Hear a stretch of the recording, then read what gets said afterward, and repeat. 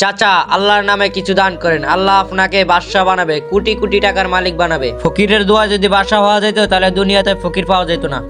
আমি যদি তোমাকে বাদশাহ হওয়ার রাস্তা দেখাইতে পারি, তুমি কি আমাকে উমরা করাবা? ঠিক আছে চাচা, তোমার কাছে কত টাকা আছে? 50 টাকা আছে। ওই 50 টাকা জিলাপি কিনে রাস্তার মানুষের মাঝে বিলিয়ে দিবা, হাসি মুখে, বিনিময়ে কিছু চাইতে পারবা না। আচ্ছা ভাই, 50 টাকা জিলাপি দেন দিই, লোকজনকে দিয়ে দেই। ও ভাই, জিলাপি খান, এনেন, আপনিও নেন। চাচা, আমার 10 লাখ টাকার লটারি লেগে গিয়েছে। কিভাবে লাগলো এই লটারি? মাসখানেক আগে এক ভাই ভুল করে এই লটারিটা 100 টাকা দিয়ে কিনে ফেলেছে, আবার ভাইটা আমার থেকে 100 টাকা বিক্রি করে ফেলেছে।